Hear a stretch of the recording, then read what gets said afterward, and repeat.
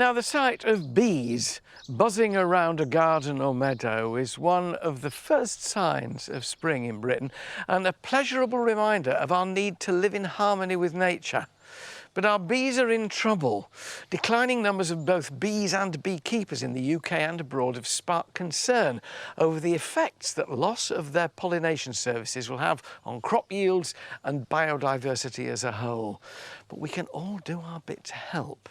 Here to show us how with some of the best plants for bees and pollinators, horticulturist David Dominy. We forget, don't we, just how much we owe to bees in terms of our survival, not less the survival of the planet. Well, one bite in every three is down to the help of pollinators. One bite of our food every 3 bites is down to bees. Yeah, one bite in every 3. So it's terribly important. I mean, if you think about it, between 75 and 90% of the world's flowers have some assistance through pollinations by pollinators. The wind helps as well, of course. Yes. And 1,200 crops rely on pollinators. They're incredibly important. And just because they're there, we sort of take them for granted, and we think as gardeners, oh, they'll come, we don't need to do anything for them.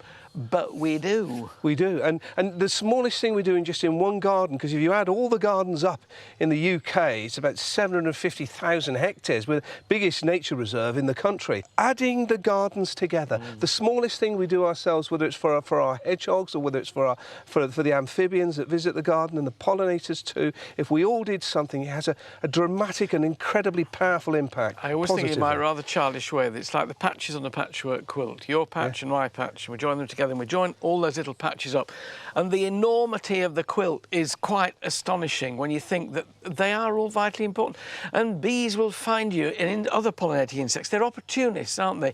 Put a flower there that they get nectar and pollen from, and they will find it. Yeah, and it brings joy as well. I have to say, I don't know about you, but the sight of the bumblebee buzzing around in each individual plant and seeing, they become garden friends, garden pets. And it's not just bees, of course, it's our beautiful butterflies that visit the garden and the moths during the evening. We've got such a variety of positive creatures that live in harmony with our gardens. To just put a few plants which we can enjoy ourselves into the garden that helps them, that's really, really key. Well, as Vice President of a charity called Butterfly Conservation, they've got a campaign called Pit Stops for Pollinators, and that's what we can all do. Well, that's the key thing. The success with having a good pollinator garden is a ready supply. And I've got to say, right early on in the year, I leave a lot of my dandelions to flower, just to give them some early effect. So what I've done here is I've chosen a block of beautiful flowers that you can enjoy in your own garden, but would help the pollinators as well, and that's the magic. And the important thing is to get single flowers where you can see the floral parts in the middle, because if they're like large fat double roses, a lot of the floral parts have been taken over by extra petals. So that pulsatilla, that pasque flower, proves the point, doesn't it? Good showing of stamens and pollen and nectar in the middle. It's good. It's good landing for the bees as well, and the other pollinators to get in. And of course they've got enhanced photoreceptors, so they can see the colours of purple and blue and UV a lot easier, and that's why a lot of them, and some of the selection that we've got here, have a tendency to sway a little bit on the purple side. So the pulsatilla, it's a lovely tactile plant. It's very furry, yeah. And this is a favourite as well. Is the Aubrietia. Yeah. It's a beautiful, it's a great one for trailing along walls. I love those in little retaining walls. They make these great cushions that tumble over the front, and in spring, glorious in white and carmine and that lovely purple. So it's a double benefit. It benefits us, it has a purpose. Raises our spirits and feeds the bees and the pollinators. And the bees as well. So Aubrietia. So these are 2 really good ones at this time of year to get into the garden, to offer a little bit of early support to bees, not just honeybees that are about more or less all the time, but solitary bees, masonry bees that live in walls and minor bees under the ground. It's having a choice for everything, and a really good landing, certainly for some of the early bumbles as well, is the begonias. Yeah, the elephant's ears. It's rather like when farmers have a pasture that comes into leaf early for the sheep. It's called early bite, and in a way this is sort of early bite for the bees, isn't it, really? It is, and there's kids at that elephant's ear, because they're squeaky leaves. And it is all about texture. The garden is everything about texture, the soft fronds of some foliage, stage into the other. It's finding fun for small children. If you say these leaves, you think they're made of rubber, wouldn't you? You know, it captures their imagination. Yeah, and the sedums as well, which is also good for bees. Well, it's the ice plant, because whenever you touch it, the foliage always appears to be cold. And they're good across the other end of the year. Late summer, autumn. Yeah. So early on, of course, you've got things like the begonias and whatever. Now, Ericium here, they're almost periodically in flower at some point. It's hardly ever out of flower. You can see how many buds there are coming on the front of that. And there's loads of nectar in there for the bees. They absolutely love that. It's a really good plant, because it'll last for several years before you need to propagate it by cuttings. It just keeps getting bigger, and those flowers, as you say, seldom out of flower. It's a bit like gorse. You know what they say about gorse? When gorse is in bloom, kissing's in season. Well, gorse is never out of bloom if you look closely. You can always find a flower. It's the same with that. Kissing's in season, unless you back into it, of course. Oh, then something else is in season. So spiky.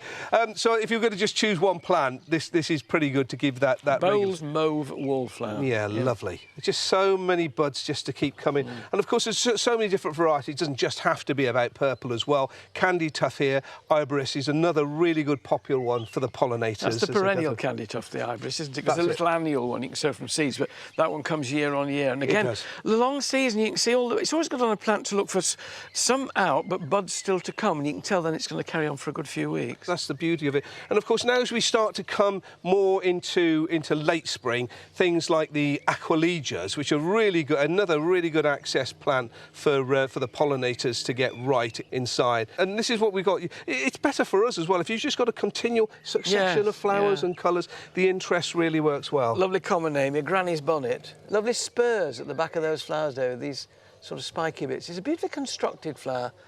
Granny's bonnet, isn't it? Aquilegia. Lovely. I've always liked the foliage as well. Yes. It's quite light and a little bit of animated in the wind.